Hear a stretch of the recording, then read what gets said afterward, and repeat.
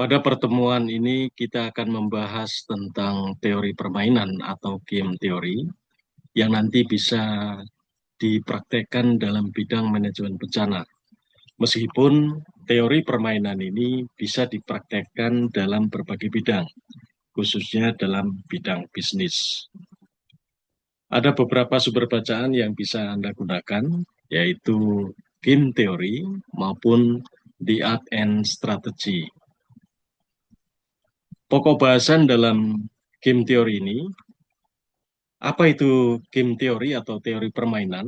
Itu teori yang mengatur tentang persaingan antar dua individu atau kelompok dengan menggunakan aturan-aturan yang telah diketahui oleh kedua belah pihak.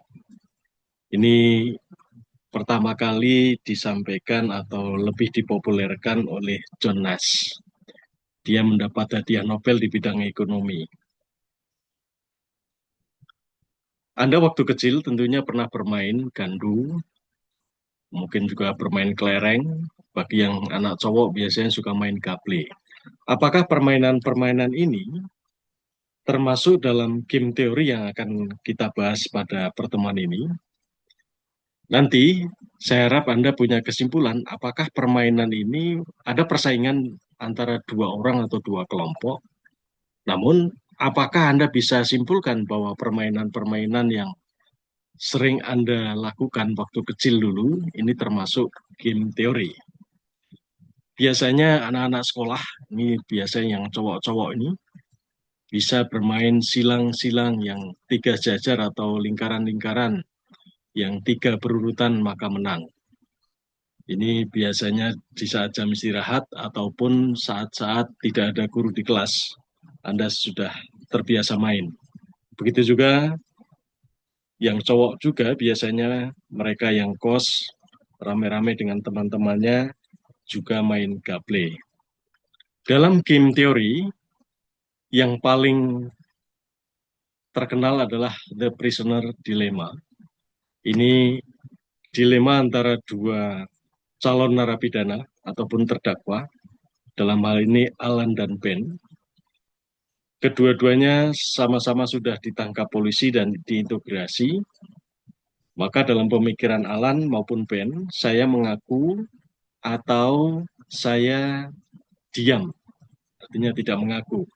Karena kalau mengaku, Alan mengaku, Ben itu diam, maka nanti Ben ini dihukum sementara Alan bebas, ataupun sebaliknya. Di antara dua pilihan itu, baik Alan maupun Ben, jika saya mengaku, kira-kira teman saya mengaku atau tidak. Kalau saya diam atau menutupi dari kasus saya tidak bercerita, bagaimana dengan rekan saya yang sudah ditangkap? Biasanya, dua tersangka ini sudah dipisahkan dalam ruangan yang berbeda.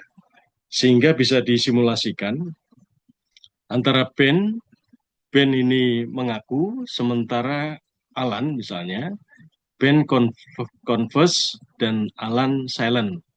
Maka Alan akan dipenjara 15 tahun, sementara Ben bebas atau tidak dipenjara. Sebaliknya, apabila kedua-duanya ini mengaku, maka akan dipenjara sama-sama 10 tahun. Sebaliknya, kalau dua-duanya diam atau tidak mengaku, sehingga tidak ada kejelasan sebetulnya siapa yang bersalah, apa yang mereka lakukan, maka mereka sama-sama dipenjara 1 tahun. Namun, karena mereka ini dipisah, biasanya masing-masing punya kecurigaan dan ada persaingan di antara mereka, mau mengaku atau tetap diam. Ini ilustrasi lain antara confess, mengaku, atau remain silent. Ini bagi terdakwa B misalnya, kalau dia mengaku dan teman yang satunya juga mengaku, maka sama-sama dipenjara 5 tahun. Kalau misalnya B ini diam saja, tidak mengaku, sementara teman-temannya mengaku, dalam arti memberikan keterangan, kesaksian, maka temannya yang tidak mengaku ini dipenjara 20 tahun. Nah inilah The Prisoner Dilemma. Kita masuk pada bahasan yang terkait dengan game teori. Ini satu fenomena yang cukup menarik. Mengapa lokasi berjualan antara Alfamart dan Indomart itu biasanya berdekatan? Jadi ini rupanya merupakan strategi bisnis karena saling menguntungkan dan meskipun Alfamart dan Indomart itu saling bersaing, sebetulnya mereka sudah sama-sama memanfaatkan lokasi yang strategis. Jadi market share atau pangsa pasarnya itu banyak dan biasanya di pinggir jalan yang ramai sehingga Alfamart walaupun di sampingnya ada Indomart, mereka merasa tidak tersaingi atau artinya mereka punya segmen pasar sendiri-sendiri. Ada orang yang saya walaupun ada Alfamart dengan Indomart berdekatan, saya akan tetap beli di Alfamart. Sebaliknya, bagi orang yang lain, mungkin mereka akan tetap milih Indomart. Dan biasanya yang dijual antara Alfamart dan Indomart itu hampir sama, kebutuhan sehari-hari, namun ada preferensi bagi tiap-tiap orang, dia lebih suka Indomart atau Alfamart. Di sisi lain, dengan adanya kedekatan antara Indomart dan Alfamart ini justru secara psikologi juga konsumen cenderung merasa memiliki pilihan. Jadi kalau nanti di Indomart nggak ada, dia tinggal nyebrang atau pindah ke sebelahnya di Alfamart. Dan biasanya karena ini juga kebutuhan sehari-hari, maka pasti ada pembeli yang akan datang yang tinggal milih nanti Indomart atau Alfamart. Jadi sekali lagi, meskipun mereka itu berdekatan karena jelas lokasinya strategis.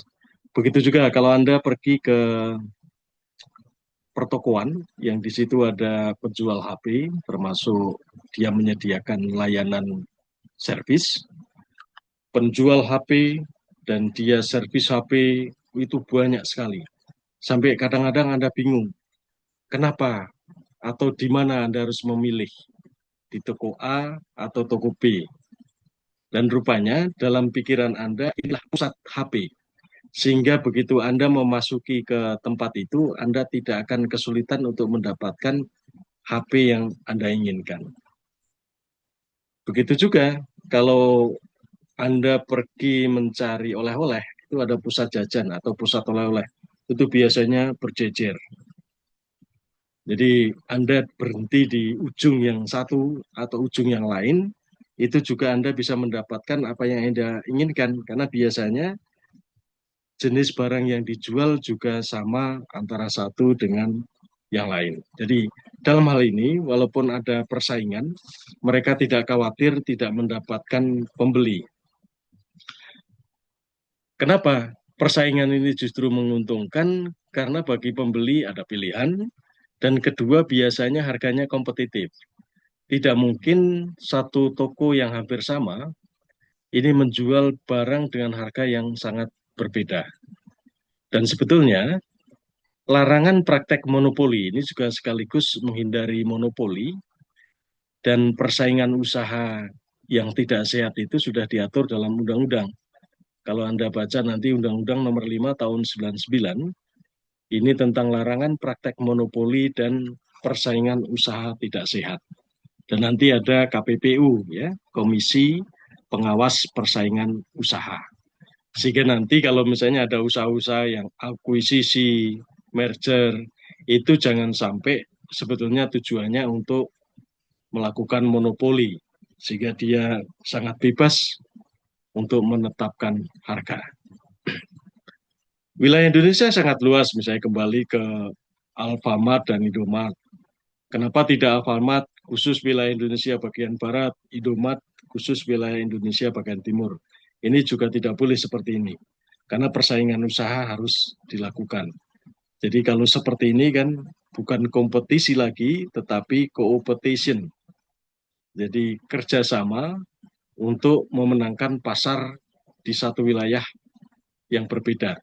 Kalau Anda bayangkan wilayah Indonesia tanpa mengecilkan PAD, wilayah timur, wilayah barat, tingkat konsumsi masyarakat tentunya di yang wilayah Indonesia Barat, ini karena jumlah penduduknya lebih banyak, maka akan menghasilkan keuntungan yang lebih besar. Alfamart dibanding Indomart apabila beroperasi di wilayah Indonesia Timur. Akhir-akhir ini Anda juga melihat persaingan air kemasan, yaitu Aqua dan Le Mineral. Jadi perang sengit, kalau Anda melihat di iklan televisi misalnya, perang sengit demi jadi yang terbaik, iklan Aqua dan Le Mineral itu saling menyindir kelemahan masing-masing. Jadi kalau Le Mineral mengatakan botol kami selalu diganti sehingga terjamin higienis, sementara Aqua dia menyatakan bahwa inilah air murni, air yang dari pegunungan. Nanti Le Mineral tidak kalah dia membuat iklan, ada manis-manisnya. Jadi kalau minum Le Mineral itu rasanya berbeda dengan Aqua. Begitu juga kalau Anda membeli popcorn misalnya, nanti Anda ada pilihan. Yang paling kecil, ukuran paling kecil misalnya harganya 3.000 atau dalam ini $3. Sementara yang sedang itu harganya $6,5. Yang paling besar $7. Tentunya Anda dihadapkan pada pilihan ini kadang tergoda. Kalau kecil $3. Sementara kalau sangat besar $7. Kalau yang medium ini $6,5. Tanpa disadari, Anda akan membandingkan antara harga 6,5 dengan 7. Dan ini decoy atau dia sebagai pengecoh sebetulnya. Sehingga pilihan Anda tidak membeli yang ukuran paling kecil atau small, Anda akhirnya akan memilih yang paling besar. Begitu juga, seolah-olah antara Pepsi dan Coca-Cola ini ada persaingan usaha. Mereka saling bersaing untuk memperebutkan pangsa pasar. Walaupun sebetulnya mereka itu dalam satu company, dalam satu pemilik antara Pepsi dan Cola. Namun terlanjur dalam benak kita, Cola atau Coca-Cola itu lebih nikmat, lebih enak daripada Pepsi. Yang sebetulnya hampir sama antara Pepsi dan Cola. Begitu juga para operator seluler, ada Telkomsel, Axis, Kartu As, Smartfren, XL, dan lain-lain. Ini adalah persaingan yang masing-masing kadang menonjolkan keunggulan masing-masing. Telkomsel tersebar di seluruh Indonesia. Sementara XL misalnya, dia jaringannya stabil dan lain-lain. Paling tidak dengan adanya persaingan itu tidak mungkin satu operator seluler dia menjual pulsa ataupun kuotanya dengan sangat mahal. Tentunya di antara mereka tidak akan terlalu jauh, hampir sama. Hanya nanti dalam benak pembeli atau masyarakat, mereka punya pilihan. Ada kuota internet yang misalnya berlaku 30 hari, ada salah satu operator seluler yang menawarkan sisa kuota terakumulasi, jadi tidak hangus. Ini juga menjadi salah satu pilihan bagi para konsumen. Kita masuk ke game teori, jadi pemahaman teorinya, teori tentang permainan ini muncul akibat satu adanya persaingan. Dan persaingan terjadi antara dua individu atau dua kelompok. Tetapi di sini ditekankan, tidak semua persaingan dapat dikatakan sebagai sebuah permainan. Seperti tadi, main gandu, main gable. Dia persaingan tetapi tidak bisa dikatakan sebagai game teori. Dan pemahaman lebih lanjut bahwa hanya persaingan yang memenuhi beberapa kriteria yang dapat dikategorikan sebagai permainan. Persaingan itu macam-macam. Dalam kehidupan kita banyak persaingan. Misalnya seorang politisi, persaingan bagi dia, bagaimana dia mendapatkan kursi atau jumlah suara untuk bisa duduk di parlemen. Bagi seorang dokter, dia peduli terhadap kesuksesan dalam dia melakukan operasi misalnya. Sementara bagi seekor serigala, kemenangan dia itu apabila menguasai wilayah, dia punya kekuasaan di satu hutan misalnya. Kriteria permainan. Pertama, terdapat persaingan di antara para pemain. Yang kedua, setiap pemain mempunyai beberapa pilihan rencana yang dinamakan strategi. Yang ketiga, aturan yang mengatur pilihan tersebut disebutkan satu persatu dan diketahui oleh para pemain. Jadi aturannya diketahui oleh para pemain. Aturannya apa saja? Disebutkan satu persatu dan masing-masing mengetahui. Dan hasil permainan ini nanti dipengaruhi oleh pilihan para pemain. Kita masuk pada aturan-aturannya. Aturan-aturannya terdapat sejumlah langkah atau strategi yang dapat dipilih oleh para pemain untuk dapat memenangkan permainan.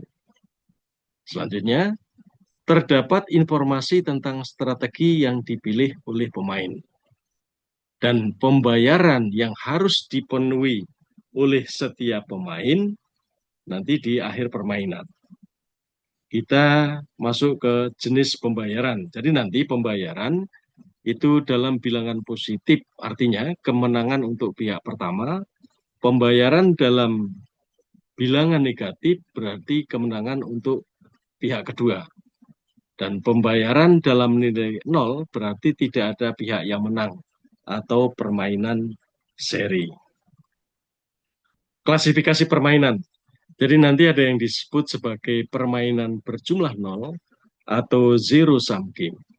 Ini merupakan tipe permainan dengan karakteristik sebagai berikut. Pertama, jumlah kemenangan kedua belah pihak sama dengan 0. Kedua, jumlah pembayaran yang diterima oleh pemain yang menang sama dengan jumlah yang dibayarkan oleh pemain yang kalah.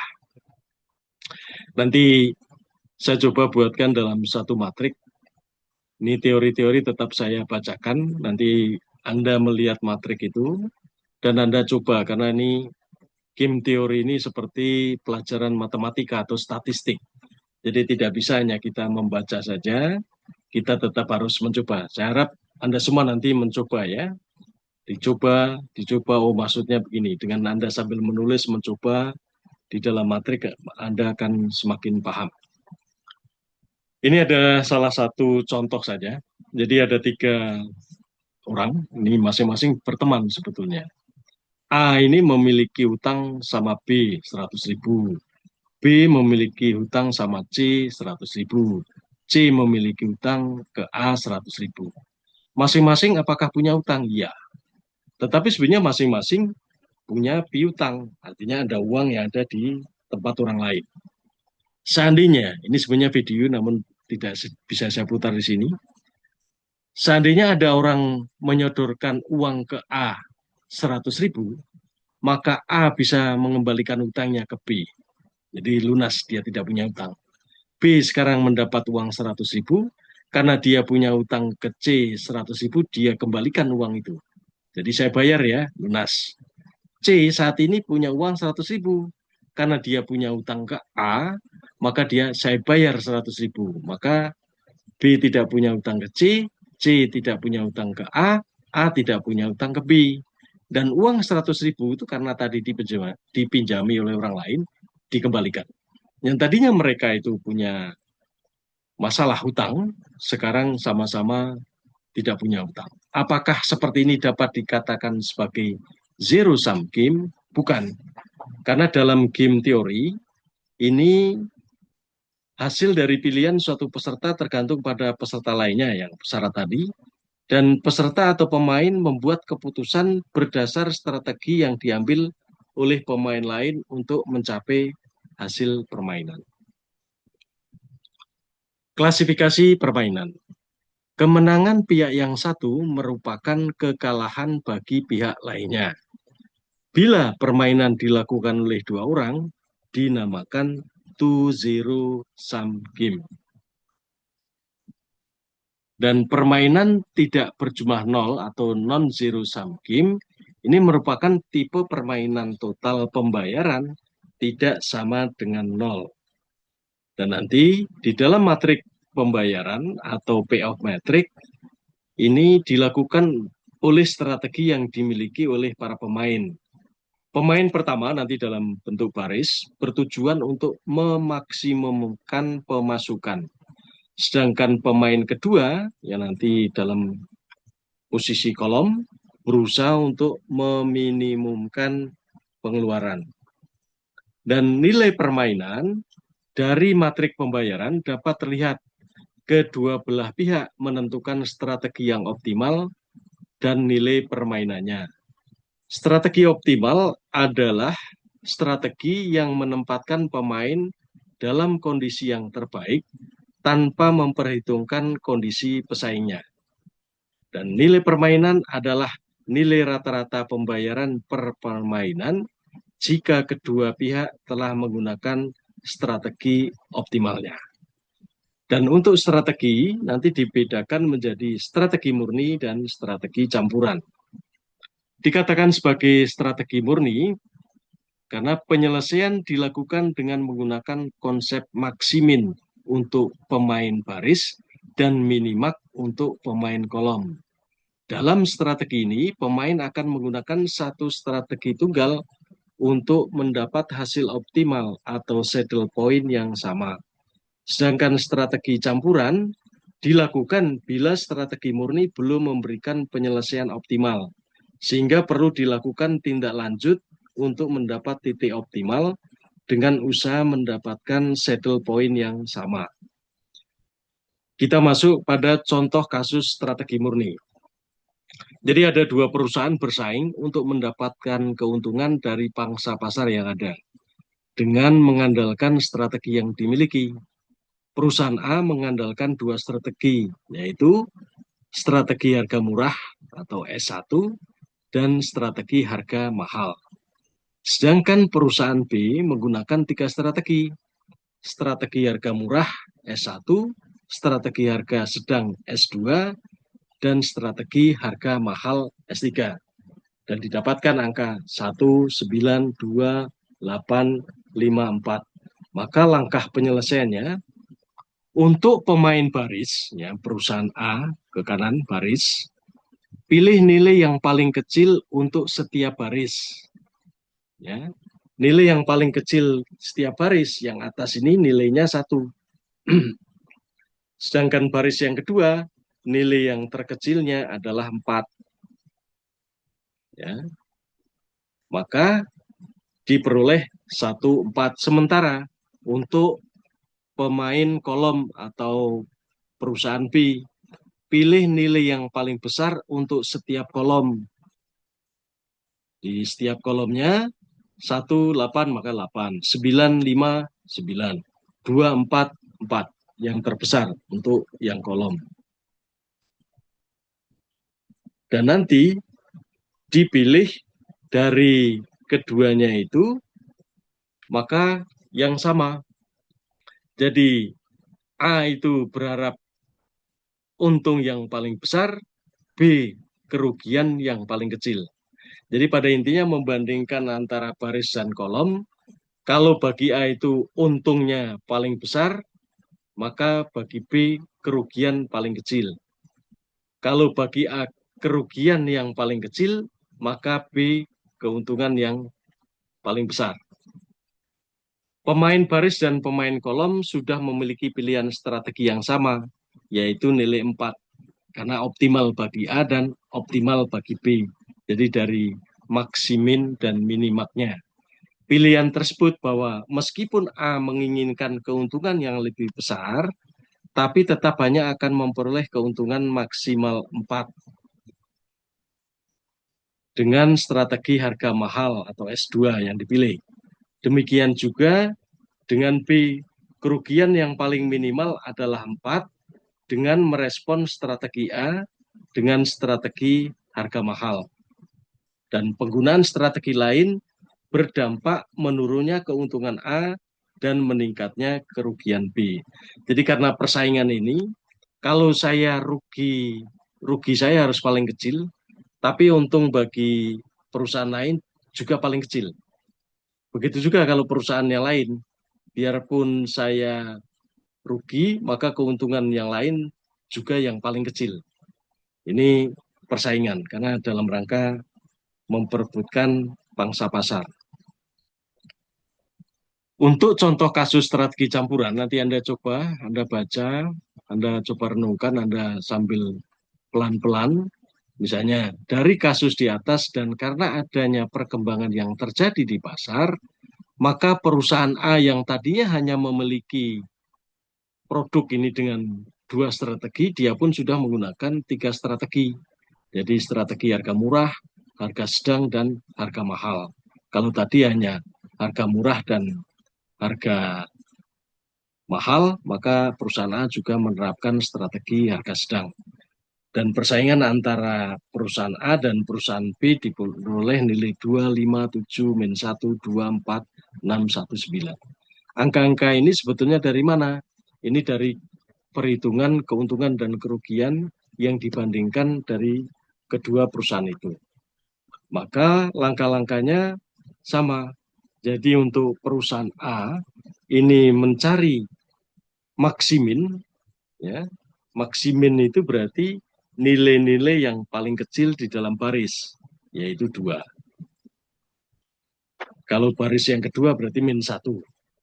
Baris yang ketiga 619 berarti 1. Sementara perusahaan B, dia mencari minimaknya.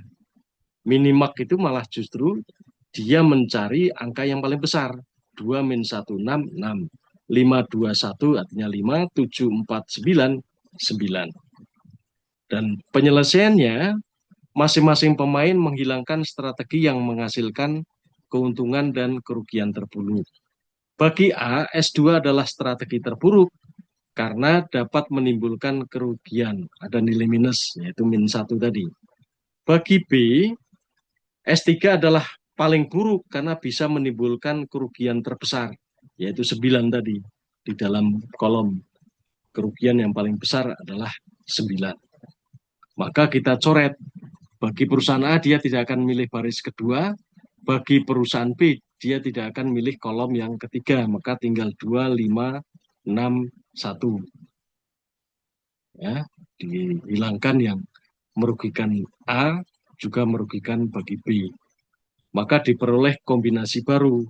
Akhirnya, bagi perusahaan A menggunakan harga atau strategi harga murah dan strategi harga mahal, sementara perusahaan B dia menggunakan strategi harga murah dan strategi harga sedang. Langkah selanjutnya adalah dengan memberikan nilai probabilitas terhadap kemungkinan digunakannya kedua strategi bagi masing-masing perusahaan. Untuk perusahaan A, bila kemungkinan keberhasilan penggunaan strategi S1 adalah sebesar P, maka kemungkinan keberhasilan digunakan strategi S3 adalah 1 min P. Ya. Begitu pula dengan pemain B, bila kemungkinan keberhasilan menggunakan strategi S1 adalah Q, maka kemungkinan keberhasilan digunakan strategi S2 adalah 1 min Q. Jadi ini hanya untuk menghasilkan nilai 1 sebenarnya. Perusahaan A, P, dan P min Q, perusahaan B, Q, dan 1 min Q.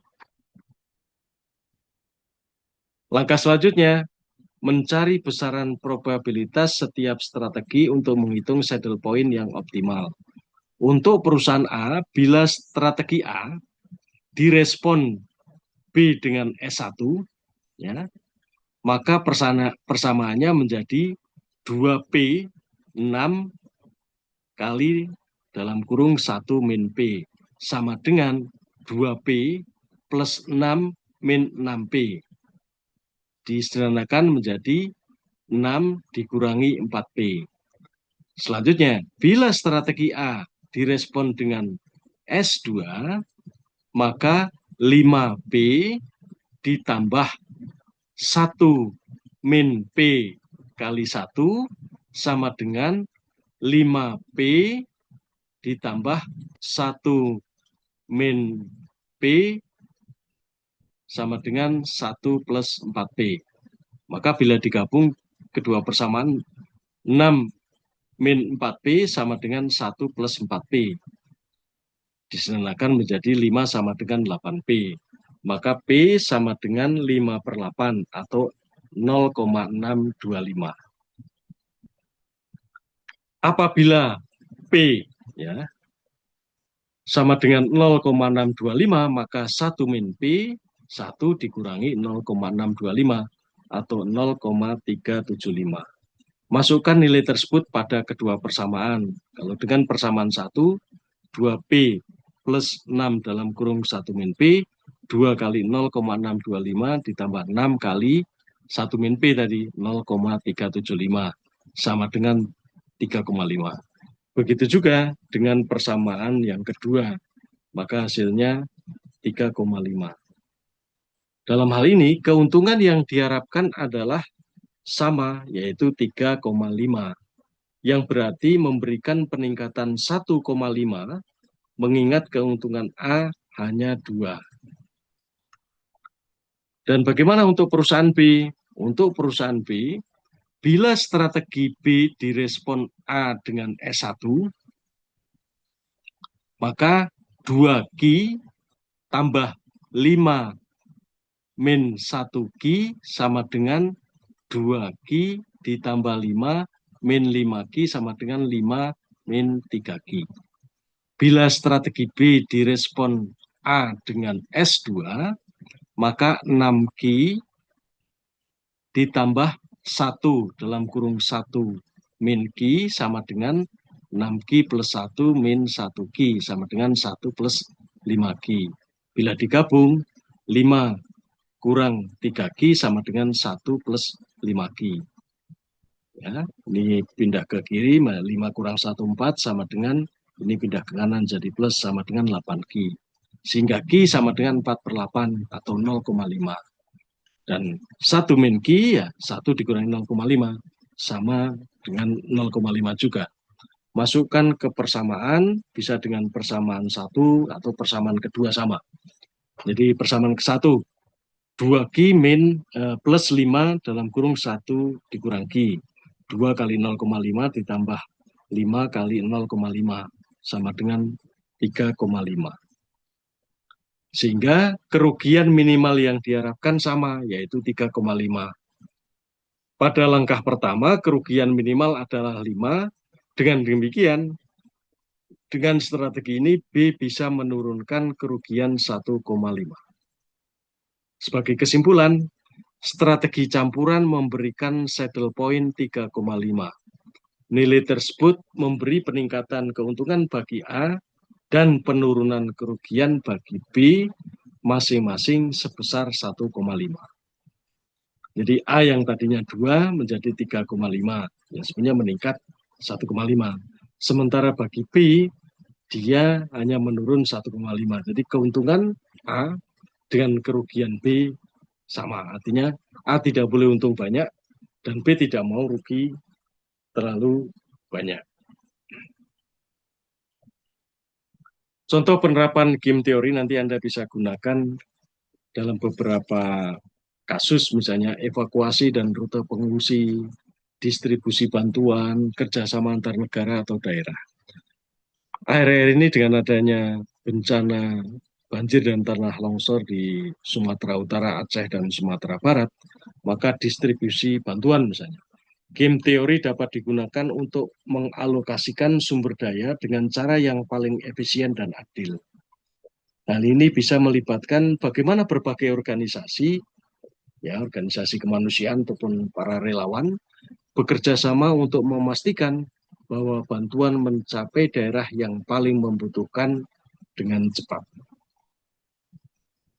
Juga bisa digunakan untuk respon terhadap penyebaran penyakit dan pengelolaan sumber daya alam.